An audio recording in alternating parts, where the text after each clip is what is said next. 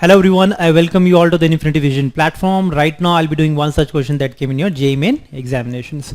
This question came on 16th March 2021 shift 1. तो morning shift का question है ये और ये इसी साल का क्वेश्चन है. तो देखते हैं पहले क्वेश्चन क्या कहता है. ठीक है, और ये मोशनल ईएमएफ का क्वेश्चन है. देखो भाई, conducting bar of length L. ठीक है, ये कंडक्टिंग बार है, ऑलरेडी फिगर गिवन है जिसका लेंथ एल है. Free to slide on the two parallel conducting rail. दो कंडक्टिंग रेल है, ये वाली इस पे स्लाइड कर सकता है इधर उधर वो. ठीक है, the two resistors R1 and R2 are connected across the ends of the rail. और ये R1 एंड R2 रेजिस्टर्स और कनेक्टेड कर दिया गया. There is a uniform magnetic field B pointing into the page और मैग्नेटिक फील्ड भी into the plane है ना. ये भी गिवन है ऑलरेडी आपको, into the plane. And an external agent pulls the bar to the left at a constant speed of v. एक कोई एजेंट है जो कि इस बार को जो l लेंथ का था वो इस तरफ लेके जा रहा है ना, तो v स्पीड से. The correct statement about the direction of induced EMF I1 and I2 flowing through R1 and R2 respectively are. तो इस पे जो करंट डेवलप होगा, इंड्यूस्ड करंट डेवलप होगा R1 पे एंड R2 पे, ठीक है, उसका डायरेक्शन क्या होगा. तो ये क्लॉकवाइज होगा कि एंटी क्लॉकवाइज या क्लॉकवाइज या anti clockwise, that you need to find out. ठीक है, देखो क्वेश्चन पढ़ने में तो बहुत टाइम लगा, ठीक है, समझने में टाइम लगा, बट इसको सॉल्व करने में ज़्यादा टाइम नहीं लगना चाहिए. क्यों? क्योंकि वी ऑलरेडी नो, आपको अगर रूल पता है तो हम आसानी से इंड्यूस्ड ईएमएफ का इंड्यूस्ड ईएमएफ आसानी से आप निकाल सकते हैं. जैसे कि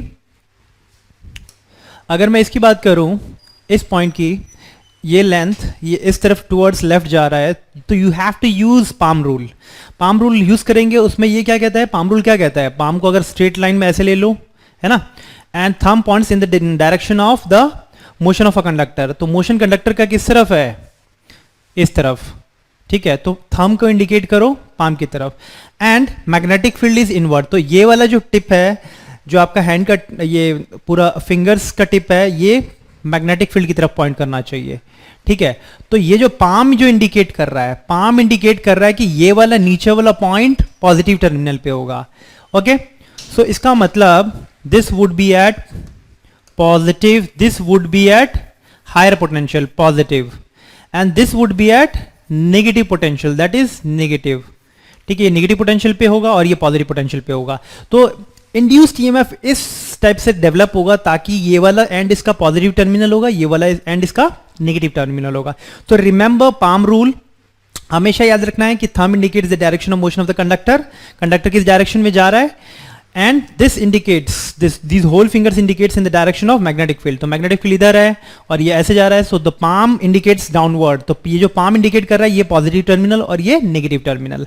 तो ऑब्वियसली पॉजिटिव टर्मिनल से करंट ऐसे फ्लो करेगा, just like this and that like this. इधर करंट इधर ऊपर and then just like this. तो this is the induced current I1 which is flowing and it is in clockwise direction, and this is the induced current flowing in the R2 which is in anti clockwise direction. तो option जल्दी से देखो कौन सा सही है भाई.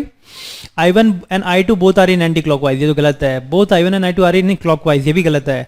I1 is in clockwise direction, वो तो है ही, and I2 is in the anti clockwise direction. ठीक है, ये भी है. So C would be our correct option. ठीक है, तो इसको विजुलाइज करने में ज्यादा टाइम नहीं लगना चाहिए. Hardly takes 30 seconds to solve this particular question. I hope this question is clear to everyone. Thank you.